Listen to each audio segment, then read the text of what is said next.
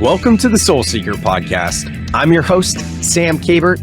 I started this pod back in 2019 when I was taking my first steps on the path of remembering. And at the time, the tagline for the show was a journey of self-discovery. A year later, it became a journey of remembering. Yet, what I know now is back then, I was still seeking. And what I've come to know now is that it's the journey of seeking that brings us the silent, slow stillness of acceptance. And therein lies our own innate wisdom. It's my mission now to eradicate the glorification of hustle culture, as it was my drive in entrepreneurship that led to a greater whole, and that's because I was outsourcing my sovereignty rather than looking within. So let this be your invitation to take a deep breath in and remember that at any time we can shift our thoughts and our feelings to create the outer world in which we wish to live. Soul Seekers, it's time to grow. Let's go. What is up, and welcome back to another episode of the Soul Seeker podcast. I am your host, Sam Kabert, as always, and I am so stoked to bring you guys this episode speaking all things nervous system regulation and breath work, really grounding into the body. My guest in this episode is Jill Miller, and for those of you that aren't familiar with Jill's work, she is amazing. She has been teaching nervous system regulation, anatomy, breathwork, yoga, all the things for 30 years, and she's known as the teacher's teacher. She has been featured in so many different publications and shows, from the New York Times, Wall Street Journal, Shape, Men's Journal, Women's Health, Yoga Journal, Good Morning America, and even the Oprah Winfrey Network. So you guys are going to learn so much. Put your glasses on. I joke that I wear my blue blocking glasses when I'm in education mode. And this is definitely a deep dive of education. If you are fascinated about getting to know your body, whether it be to just feel better on a day-to-day basis, to enhance your workouts and exercise, or if you're like me and you're reconnecting with your inner world of your emotional, mental well-being, you're gonna love this episode. And even more, you will love her book, Body by Breath. I've been reading her book now, Body by Breath. And one of the things I'll say is this is not just another book. It is a straight up textbook. I feel like I'm back in school reading her book. And I don't mean that in a bad way. I mean that in it's very nutrient dense with information. It's large. It's formatted like a textbook. And what's really cool is she's got a lot of links and resources with QR codes to go deeper and specific exercises that you can take. So if this fascinates you at all, definitely check out her book, Body by Breath. And as always, if you want to go deeper than me, if you want to go deeper with me, I would encourage you to join our free Breath Club. The Breath Club is an online community where you have support daily for whatever's coming up, whether it be needing support with your emotions or anything at all. But also, we have our weekly calls, our weekly breathwork sessions. So if you want to check that out, you can join the Breath Club for free using the show notes. And as always, if you're getting anything out of this podcast at all, I just ask that you leave a 5-star review. By leaving a 5-star review, it helps other people to discover this podcast so they can gain the same wisdom that you're getting as well. So with that, enjoy this episode with my guest, Jill Miller. Back again for another episode of the Soul Seeker podcast. I am so excited for this one to speak with Jill Miller. And we're going to talk all things nervous system regulation, breathwork, all the things. But before we get started, Jill, for yourself, for me, and for all of you listening, we're just going to ground like we always do with 3 breaths. So you guys know, if you're driving or doing anything where you're not being, where you can't close your eyes, you can always breathe with us, but always be mindful of your environment. So Jill, for yourself, for me, start to shut down the eyes, and for everyone listening, sitting straight up, feeling your feet on the floor, and through the nose, inhaling all the way up, sipping in a bit more air at the top, Sigh it out. Another big inhale all the way up. Sipping in a bit more air at the top. Holding the breath here, relaxing the tongue. And just sighing it out. And one last one, big inhale all the way up. Sipping in a bit more air at the top. And sighing it out. Flickering the eyes open, letting the breath return to its natural state and rhythm, and jumping straight into it. All right, Jill, so stoked to have you on the podcast. I think I first heard you on Gabby Reese's podcast, actually. Yeah. Yeah, that was a great one. And for everyone listening, I mean, there was the pre-intro where I gave your amazing street cred and all the different shows you've been on and all the things that you've done, but just high level from your own words. Could you give yourself a quick little introduction? Well, first of all, I want to thank you for starting with some breathing practice. I've done easily over 100 podcasts over the last many years, and nobody has offered a practice prior to the interview, within the interview. So, Sam, that's really novel and wonderful. Gosh, I love being led through breathing. So I am a fascia expert. I'm an author. I'm a co-founder of a company called Tune Up Fitness Worldwide. I'm a mom of two, and I live in Southern California, and I love talking about all things self-myofascial release, breathing practices, movement, all the things. Yeah. And one of the things I noticed too in your bio is you're known as the teacher's teacher. And I can really tell that in studying your book, Body by Breath, which I jokingly have told my friends, like, yeah, this thing is a textbook. Like, I don't know the last time that I read a textbook. And to that effect, I got confused reading it in the first couple of pages because now there's two columns. I'm not used to books because that's like a textbook type thing, right? Where sometimes there's like Sidebars. two Those are columns. called sidebars. Yes. So those are just additional factoids to help substantiate some of the topics in longer form discussion. Oh, that's adorable. Thank you for Isn't thank that you. funny? The idea was to clarify, not to confuse. Like, that is the purpose of sidebars. But they can also be taken just as little vittles along the way. You could literally read the whole book just by the sidebars and just accumulate factoid after factoid, or you could go for the long form text. Mm-hmm. Yeah, and what I love about it too is like the second half of the book is like getting into all of the exercises. And for Mm-hmm. me, like I'm specifically like nerding out on all of the information. So I'm like focusing on the first half, you know? Oh But my gosh. Yes. yeah, yeah. How did you become the teacher's teacher? I mean, it's probably been 30 years in the making. Oh, well, what's there's so much to my background and history. I never intended to be a teacher. Um, my original lust for professional life was as a performer. I loved theater arts. I loved singing. And that's what I went to school for. That's what I trained for dozens and dozens of years. But my father is an infectious disease doctor, and one of my favorite things to do was, in addition to reading the encyclopedia, I'm a total nerd, was to look through his medical journals. And I just love disease. I love pathology. I love microbiology. So while I was applying to schools for theater, I was also at the same time applying to schools to be a microbiologist.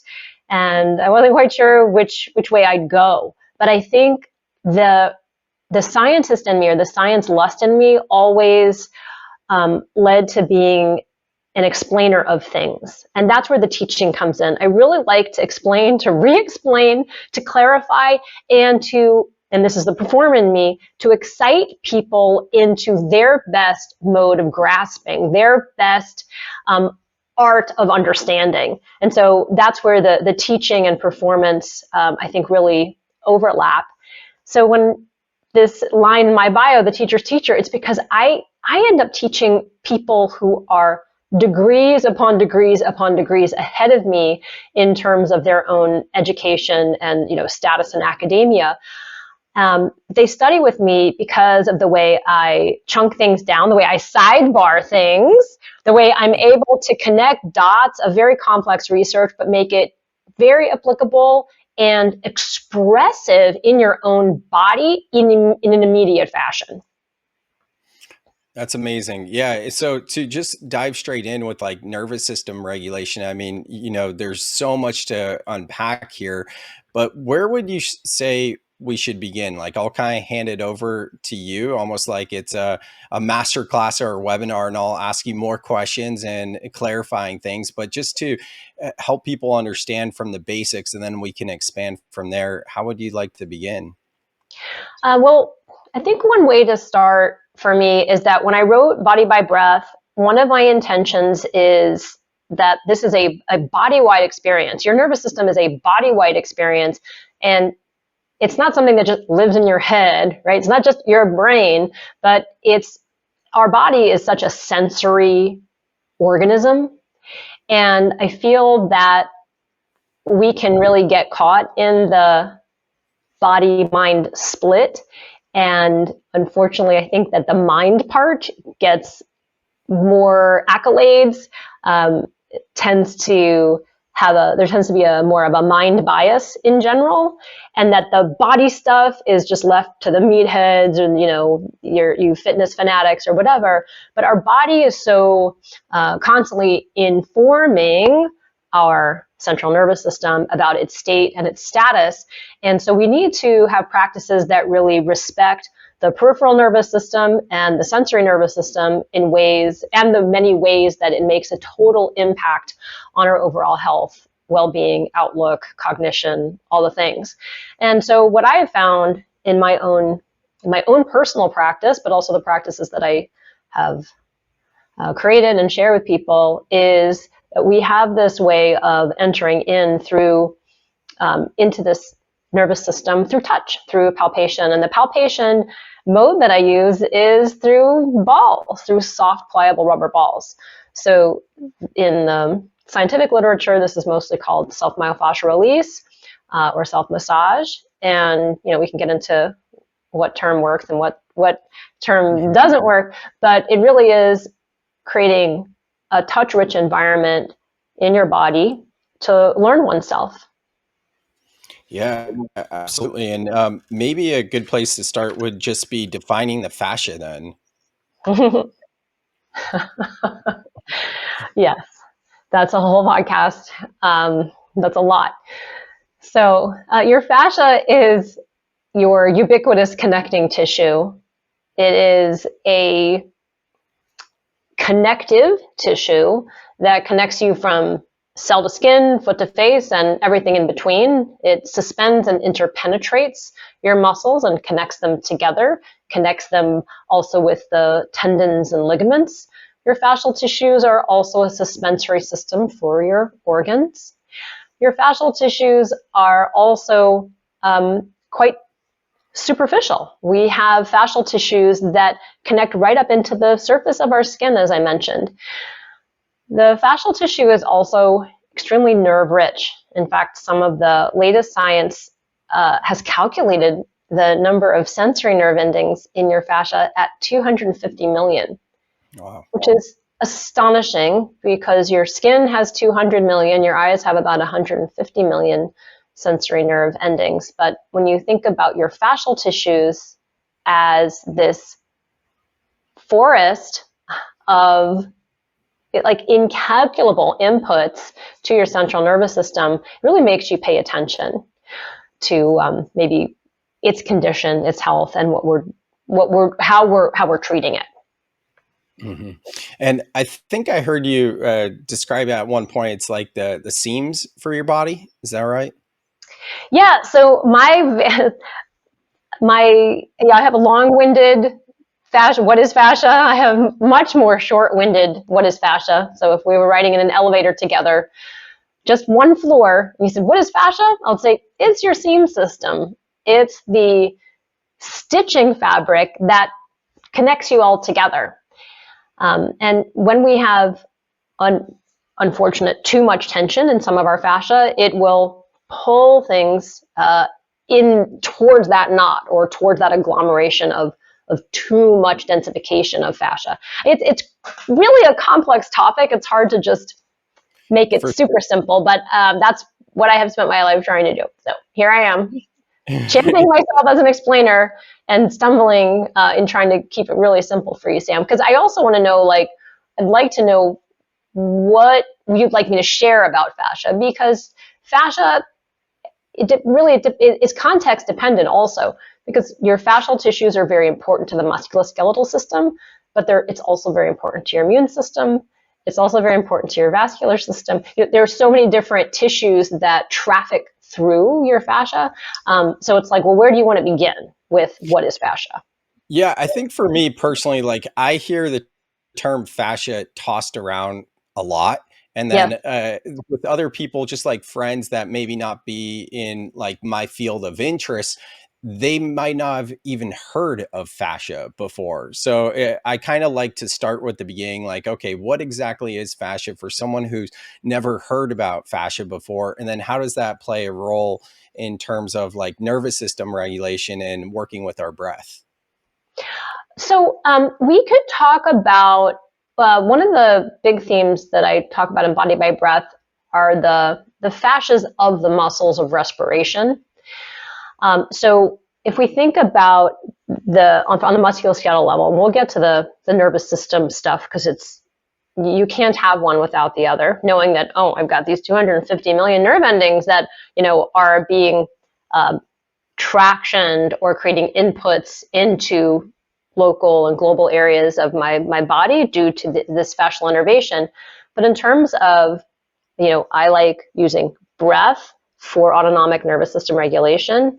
We have to think about one of the biggest movers of all things in your body, and that is your respiratory diaphragm. So the respiratory diaphragm, especially for the breath people listening, this is a really interesting trampoline-shaped muscle that lives within your rib cage in its own sort of like in a cave in there. And the diaphragm, its center is a huge fascial plane. The central tendon of the diaphragm has big openings for your esophagus, for your aorta, for other nerve plexi to be able to traffic through. And its tension also is this tendon is the seat of your heart. So your heart is encased in a gigantic fascial sheath called the pericardium. And your breathing, every breath you take as the diaphragm descends and ascends, is tugging on this huge fascial cloak around the heart. And the rapidity, the speed of our breathing, whether we're breathing very fast or breathing really slow, is going to impact, as you know, your nervous system response, your whole state control. But this is a fascial relationship between the diaphragm and the heart. And so I think that's really a great place to even start in considering the importance of nervous system regulation and breath work and fascia. It ties together right there. But know that the fascia of the heart doesn't just end there. It then has continuities with structures that are far above, all the way up and through the neck, the face, and the skull.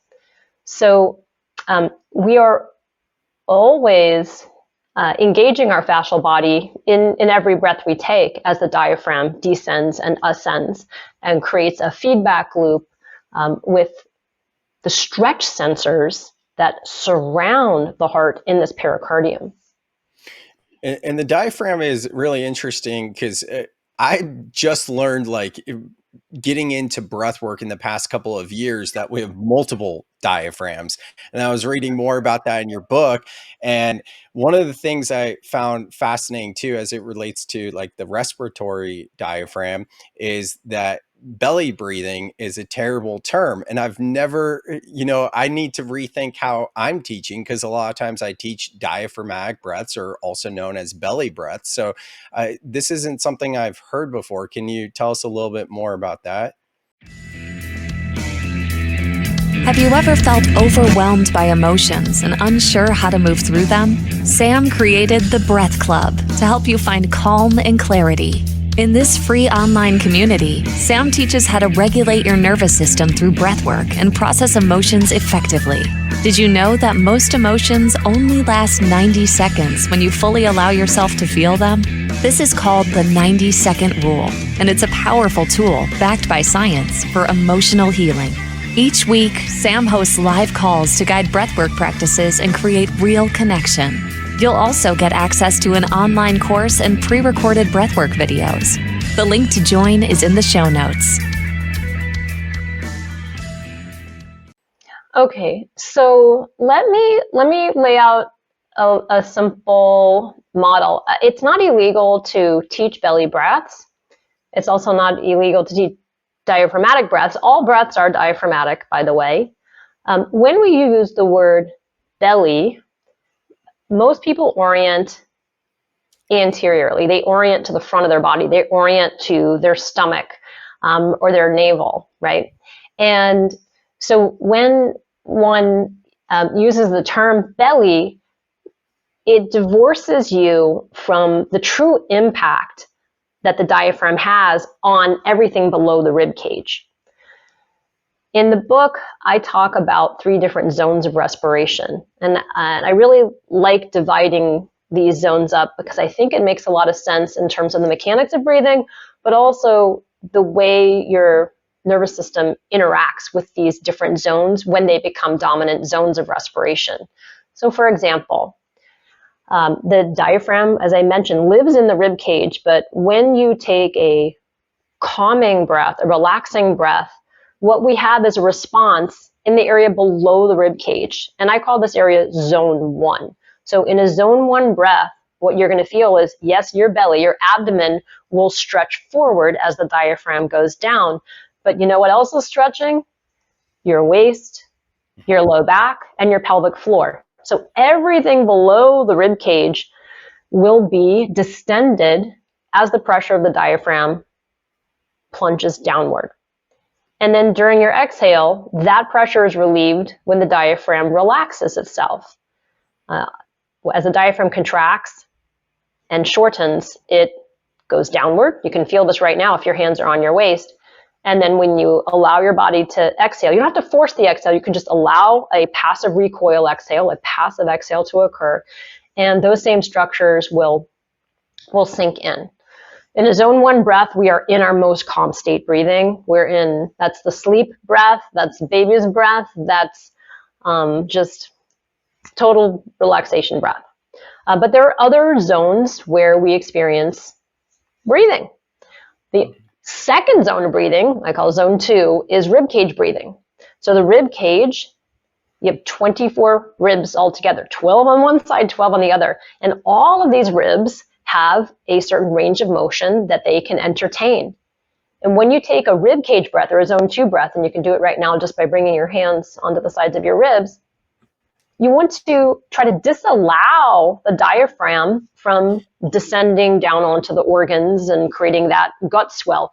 You want to now instead create a puff action within the rib cage, within the thorax, and limit the movement down below. And so the ribs are moving because you have intercostal muscles that create this upward and downward movement, and the fibers of the diaphragm are also co-contracting to make this happen. Now, when we do rib cage breathing as our exclusive mode of breathing, we're in a more sympathetic, more upregulated state. When we're in our zone 1, we're much more calm, we're parasympathetic. But zone 2, we start to get more energized, more heightened, more alert. This is the zone we need for exercise. You're not going to lift 150 pounds off the floor just doing belly breathing. You have to stabilize your pelvis and your low back in order to lift that weight. And so we need to rely on getting good breaths into our trunk, into our rib cage for zone 2. So zone 2, if we use zone 2 all the time though, and don't detour, don't downregulate into zone 1, you're going to be stressed. You will eventually not have enough calm state recovery, and you'll just be in a heightened stress state. And you know that when you're kind of feeling short of breath, and this happens automatically in the context of sport.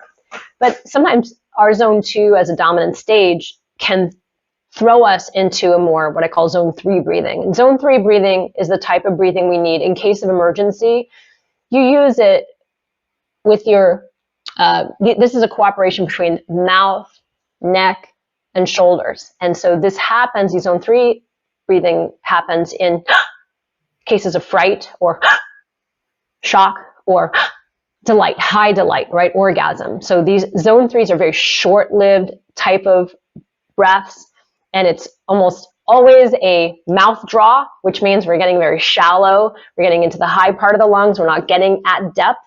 And when zone 3 breaths are overused, and you can see this in people with chronic asthma, you'll have a ton of rigidity in the neck, the shoulders, jaw,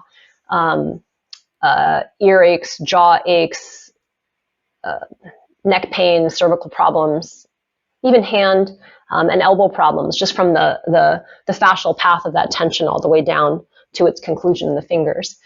So zone 3 is an in case of emergency type of breathing, and this is high stress. So ultimately, we want to be able to breathe at will into any zone of respiration, and add to that, we also want to be able to know which zone is our dominant place that we're living from.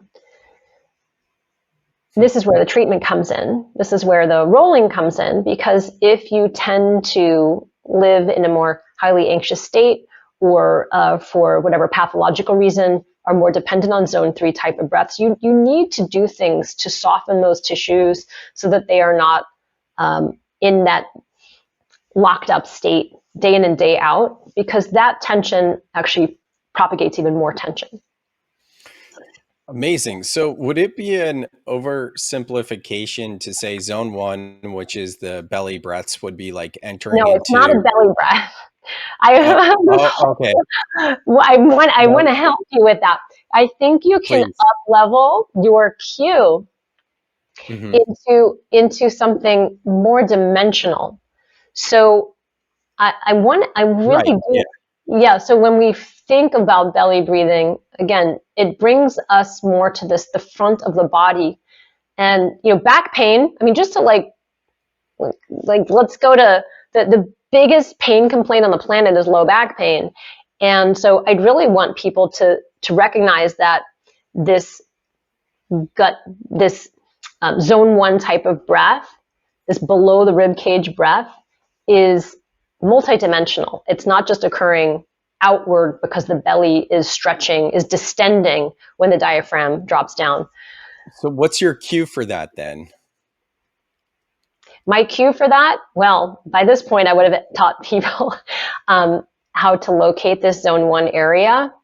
Okay. But let's breathe in a way that moves the things below your rib cage.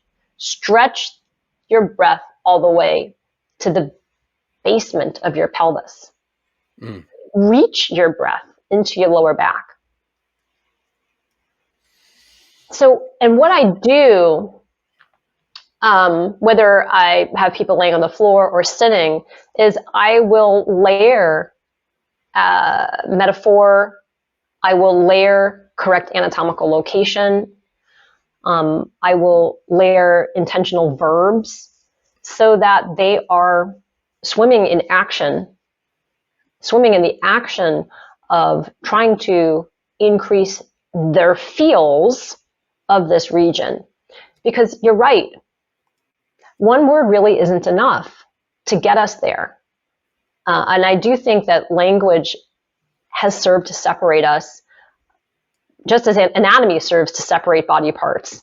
So we do have to really strive in our cueing to develop ways to reach our people, and also that aren't always the same repetition, because I think people can go very dull there. So that's something, when I'm working with teachers, I really work to help foster their vocabulary for their context.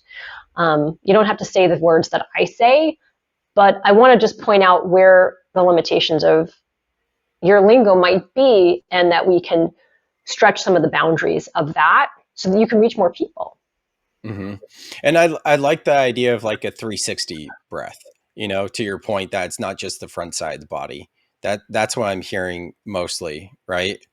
Like we're including all parts, not just the front. And a question for you is, you mentioned the pelvis, I believe, in there. So there's like root lock breathing, or like Kegels, or, the perineum area. Is this part of zone 1, or would this be like zone? Okay, it is. Absolutely.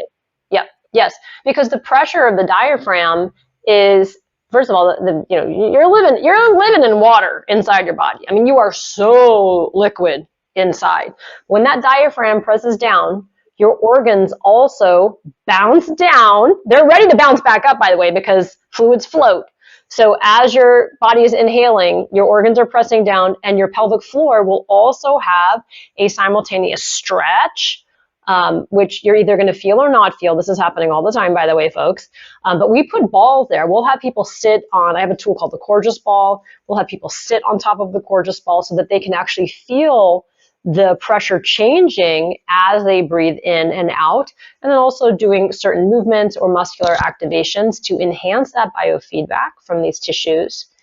Similarly, in zone 1, one of my favorite moves, and it's in your book, it's called the lumbar hammock.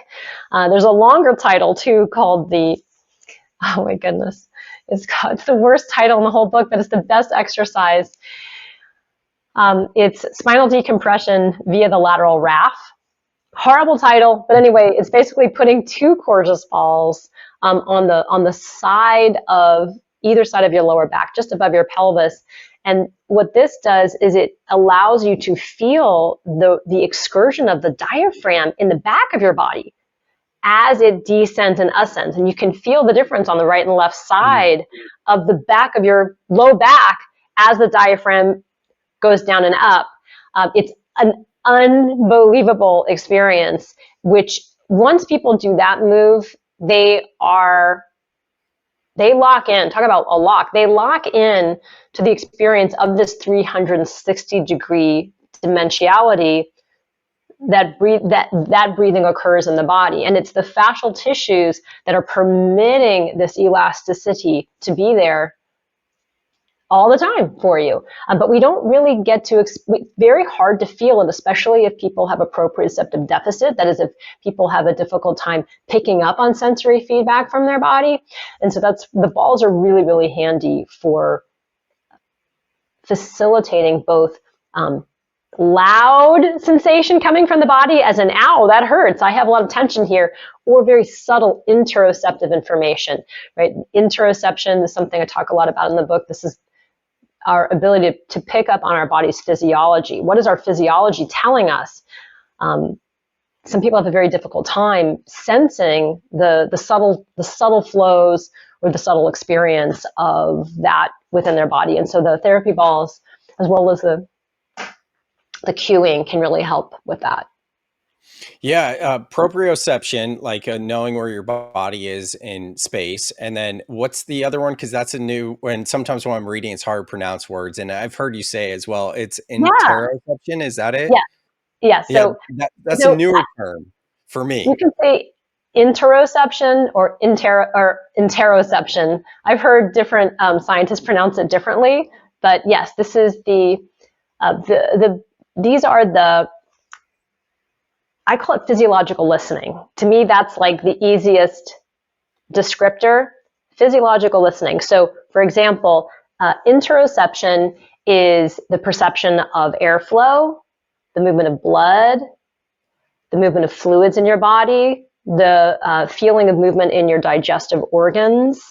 Hunger is an interoceptive experience. Lust, sexual lust. These are fascinating, very subtle experiences. Even the feeling of one's emotion is also considered an interoceptive value. And interoception,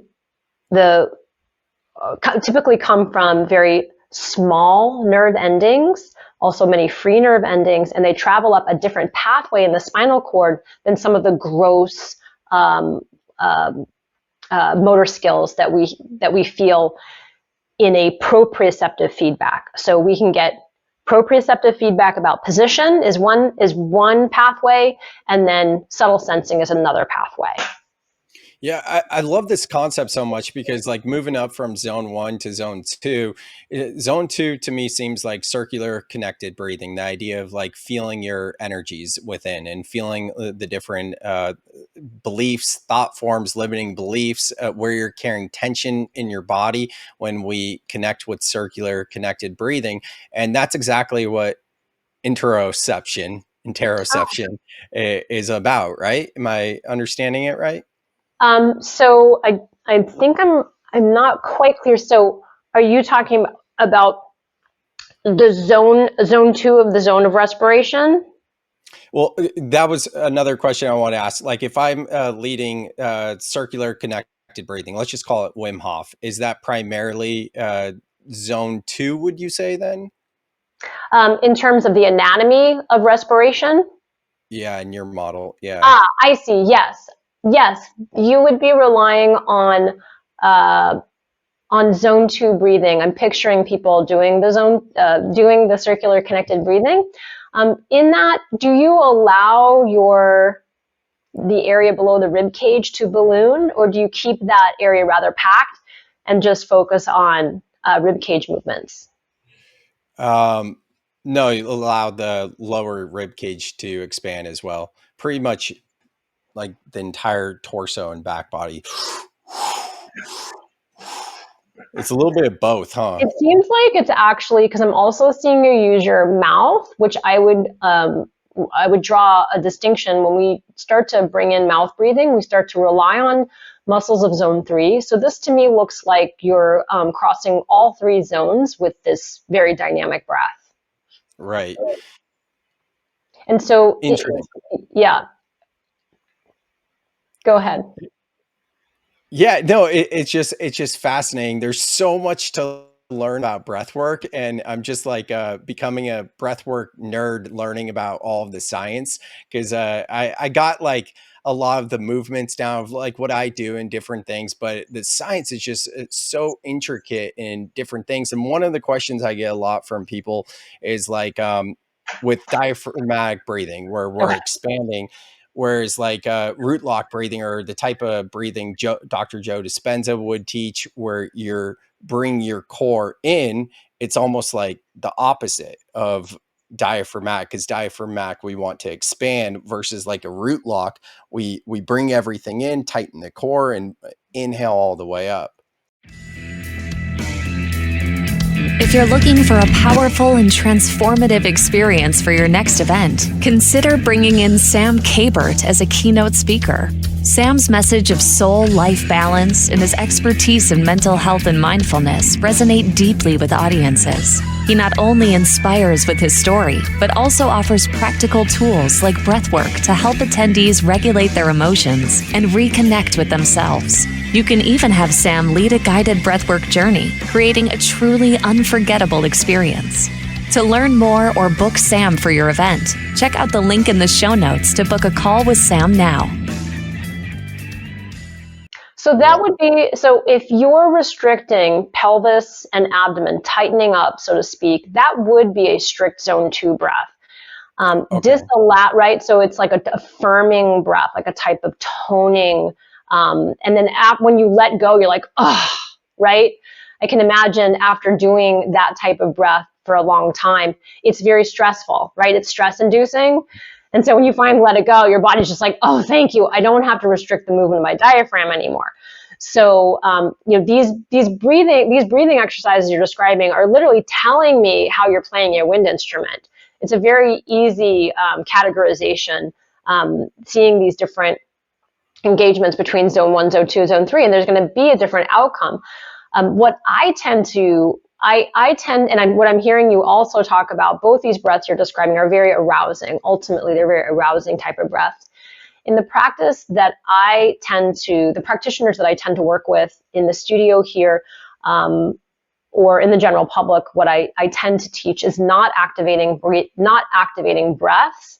I tend to work more on the recovery side of the breathing spectrum, and really work on analyzing where people are experiencing pain. So I have had Wim Hof people come and tell me that they start to get, not Wim Hof people, I've had people who do very activating breathing practices talk about symptoms of neck pain or jaw pain. And then it's very easy to see when I see them demonstrate the practice, like what muscles they're overusing at the expense of underusing other ones.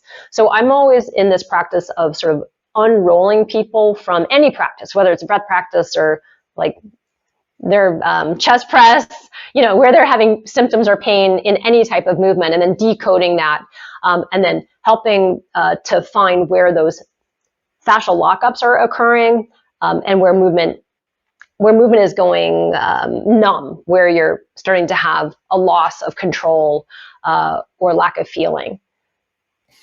So that's interesting to me. Like when you're talking about how I'm talking about arousal breaths and things that are entering in a little bit more fight or flight, if you will, to get things moving. In terms of like breathing for performance, like for athletes and all that, like what do you recommend for that then? Wow. I love this question. And I think we set ourselves up really well for it, because in this description of arousing breaths, or practices or physical practices or training practices, they tend to leave people in a hypervigilant or very aroused state. So it's very important, it's like a huge theme of Body by Breath, to also be able to build your endurance, not just in activated states, but to be able to build your endurance in parasympathetic states. Being able to build your own tolerance capacity for being in an extended period that isn't just about sleep. So sleep is really where I think most people get their recovery, and they should, because sleep is so important. But going into conscious relaxation states that are body-based, induced through position, friction, using therapy balls, and mindset work can be the salve to truly help your resilience, because you cannot keep pushing harder if you haven't refilled the tank. And the way we refill the tank is through building our ability to have our off switch strong. And that off switch is the vagus nerve. That off switch is glide in the fascial tissues. That off switch is being able to tolerate the emotions that come up when you finally let go, when you finally let your guard down. So that is a really big part of the Body by Breath work, that recovery-based work that I'm talking about. So would you say there's not necessarily like specific breathwork exercises you would recommend then for? Yeah, go ahead. Yeah. Hundreds. Yes. Hundreds. Yes. So when I talk about breathing for performance, usually what I need to do with my athletes, they have some challenge somewhere. It's their knee, their hip, their back, their shoulder. And so I have to get them out of these stress states that are keeping tissues in a locked position. Because we have this global tone in our body. It's called resting tone.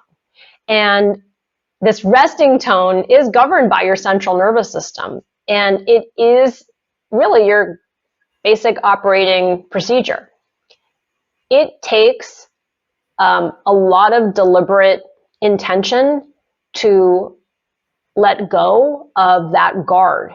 And what I have found with athletes, especially athletes who can make the time for it, and it's not always easy, to do a deep dive into the Body by Breath work. And I have lots of resources, but I think one of like the best resource is I have a 3-day training that I do it online, or I do it in person as well. But what I've seen with athletes when they do that course is that they have such performance gains afterwards, whether it's lifting, whether it's endurance run, time on the trail.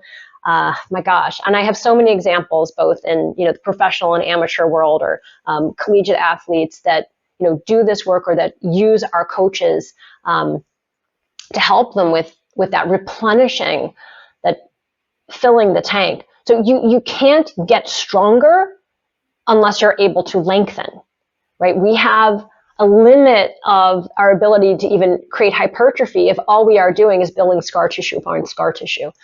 So this is my spin on the performance space is we must take the time to do very conscious and deliberate recovery practices. The reason why I ask is I had a friend who's not really into everything we're talking about here, but he's been running for a long time and he's getting older, right? And he goes, if you could help me with my run so I don't run out of breath as much. And I'm like, that's interesting because I'm surfing a lot more these past couple of years, and I'll go through, like, I hate to say it, but waves with surfing on and off. And when I'm surfing consistently, my stamina and my endurance is better. But if there's not a swell, or I'm traveling or whatever it is, and then I get back in the water and I'm huffing and puffing to get over those waves, and I'm like, man, I could really do a better job learning how breath work could help me prepare, be in the water. And then for my friend who's running, and just anyone else, like, are there specific practices that you could recommend for situations like that? For the water or for your friend who's running? I mean, these are also context dependent. Right. So, Both. Let's do running, because I think that's a little bit more applicable for most people listening. then surfing. Yeah, Yeah. generally speaking. So for running, what I would really help those folks is their relationship of their diaphragm to their psoas, and their hip complex. So the diaphragm has little fascial ligaments that connect to the psoas, as well as to another deep back muscle called the quadratus lumborum, which is also a pelvic muscle. And so a lot of times your runners, depending on their gait, but many of them have quite fried psoas and don't necessarily have great hip extension. So that would be something that I would work on with the runner.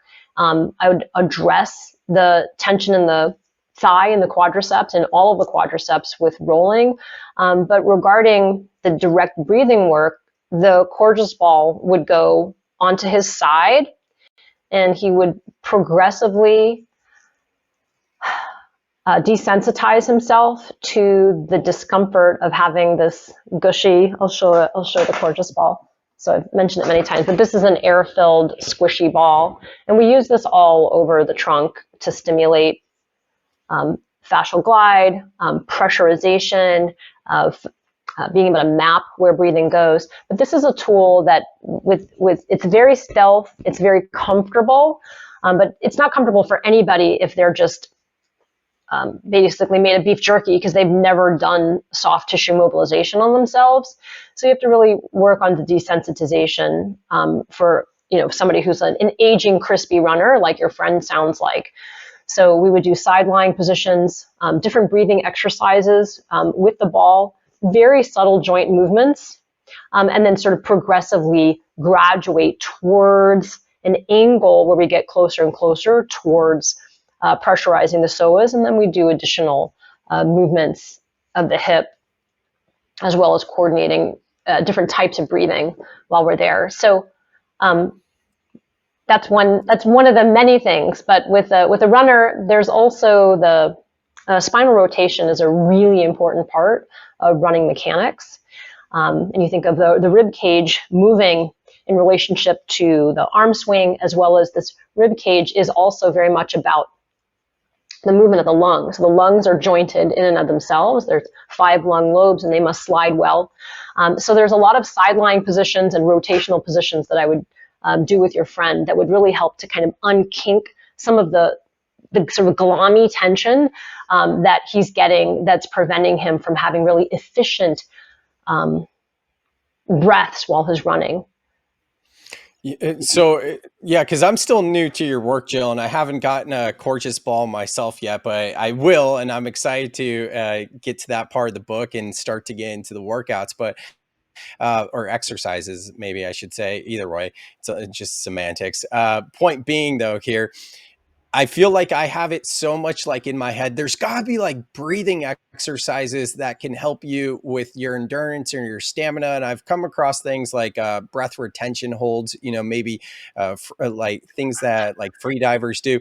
But a lot of it, it sounds like what you're saying is like really addressing the body, working in maybe the fascia to help with the stamina. Is that it? 100%. No, your breath is not a nose to lungs experience. Your breath is a body-wide experience. And if your fascial tissues are restricted for whatever reason, it's going to impede the optimization of the movements of your breathing muscles. So we must address breathing as a whole body, just as the nervous system is a whole body thing. It doesn't just live in your head, it's body-wide. Breathing is body-wide too. So that's what this book attempts to seam together for people.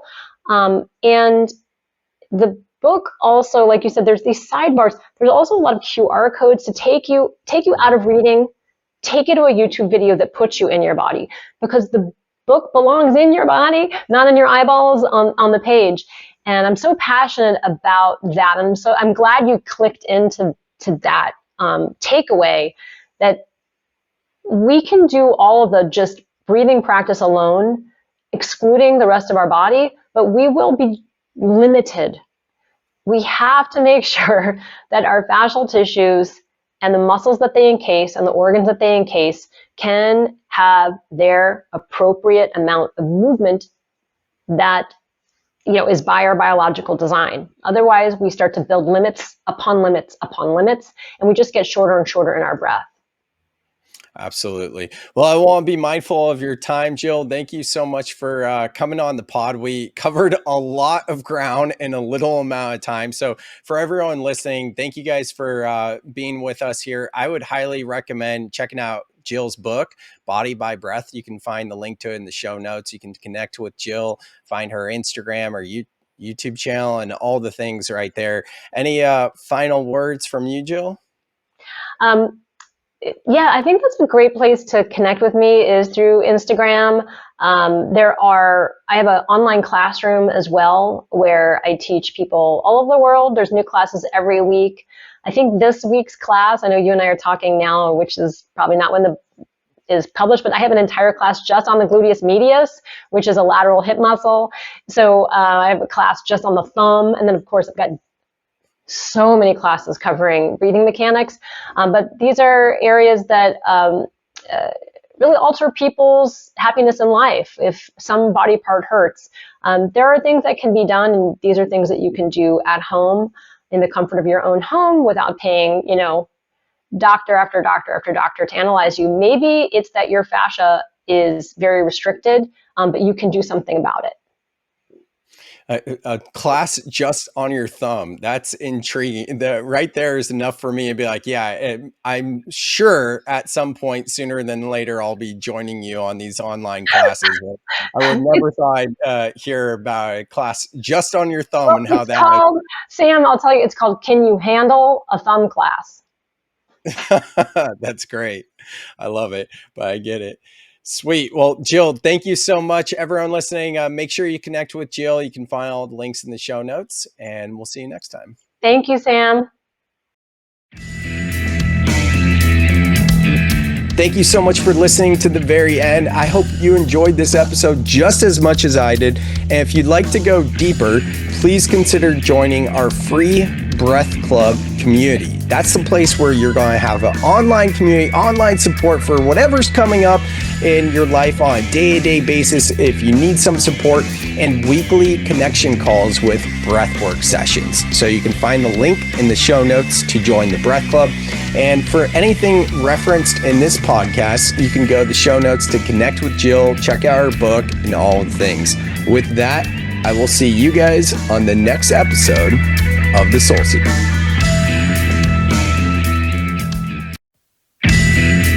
Thank you so much for listening to the very end. I hope you dug this podcast just as much as I enjoyed it. If you got anything at all, please, if you could just do me a favor and leave a 5-star review wherever you listen to this podcast, it helps the show grow. So thank you for considering to leave a review. If you want to go deeper with Soltara or Elan, you can find the links to connect with them in the show notes. And if you want to work with me, the best way to work with me, the easiest way to work with me is the free way, and that's by joining the Breath Club. The link to the Breath Club is in the show notes. And also know that I'm available for one-on-one support, that is coaching and guidance, as well as keynotes and breathwork journeys for conferences and events. Thank you so much, and I will see you on the next episode of The Soul Seeker.